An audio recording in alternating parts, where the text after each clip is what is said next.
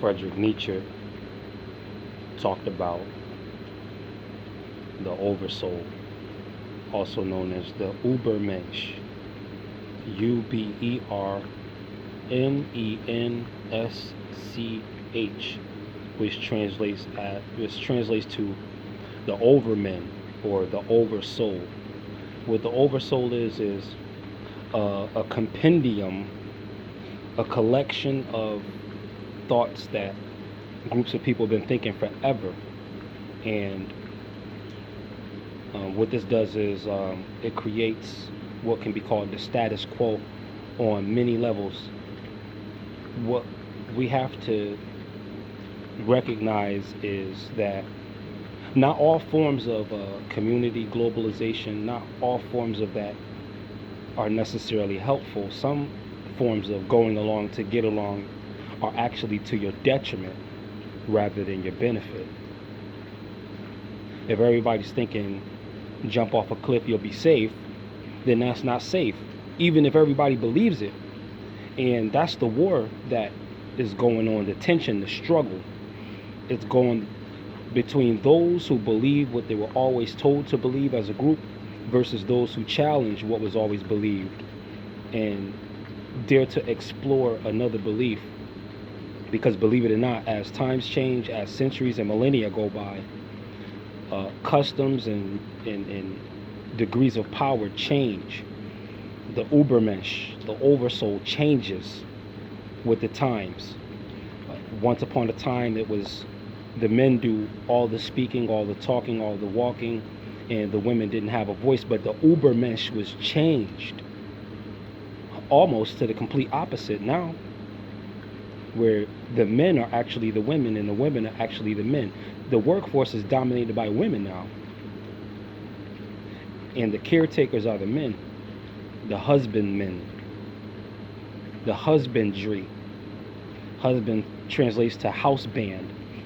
Men are back bonded around the house, whereas the Ubermensch was changed just 60 years ago, where the men were the ones who went out.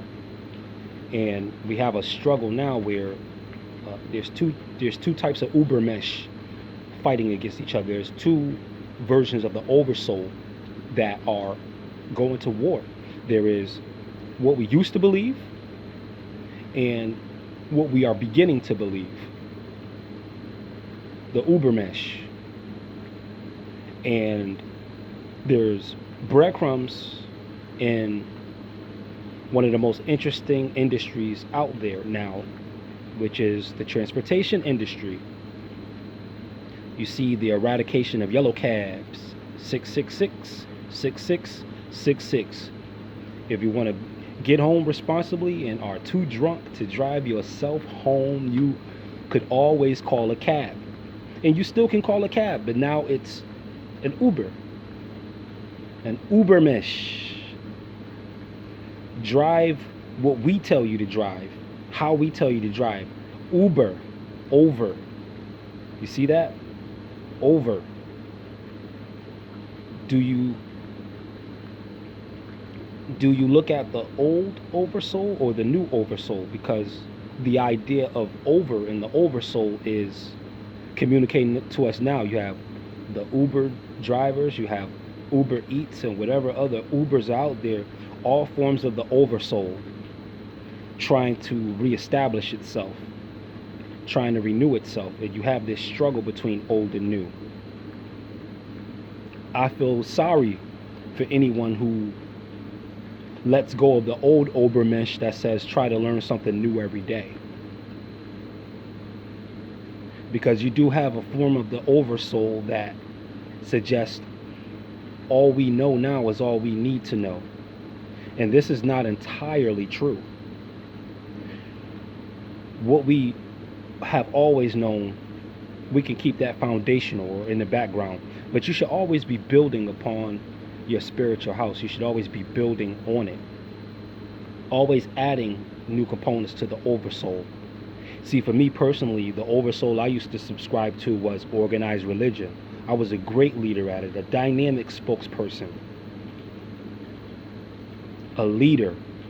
But it wasn't because I fully subscribed to the idea of organized religion as much as I had a built-in esoteric soul.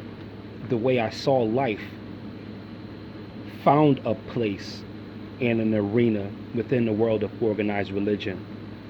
You think esoterically, you preach scriptures and teach Bible studies esoterically, the crowds are gonna marvel.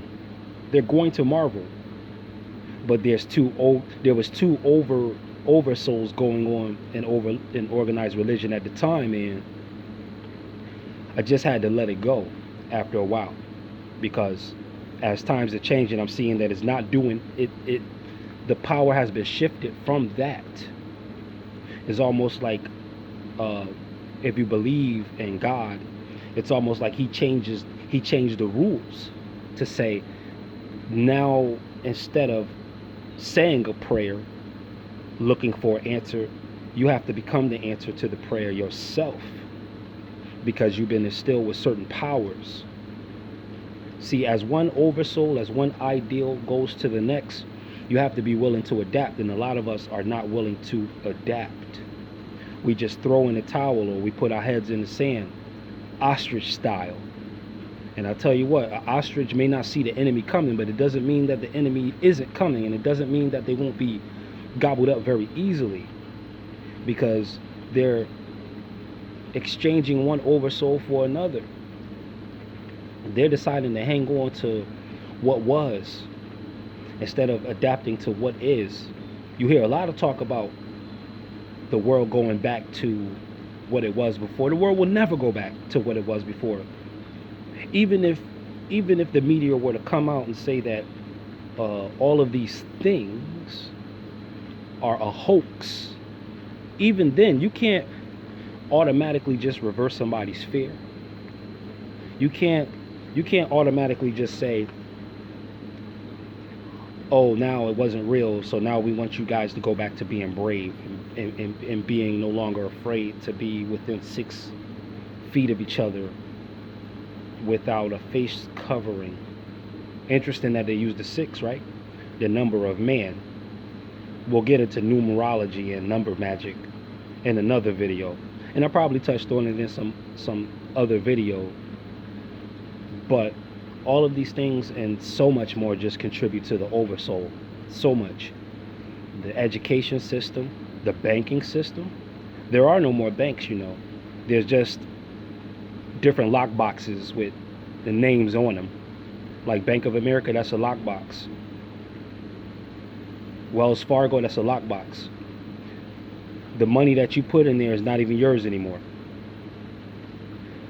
Right now, go ahead and, if you got the money, deposit something in the bank and let something be pending. I guarantee you there'll be a difference between what's actually in there versus what is called the available balance. And you'll see that sometimes there'll be an available balance. All right. So I got to stop now because the phone getting ready to cut off. So I'll catch up with you guys next time. Super T Sigma, the resistance.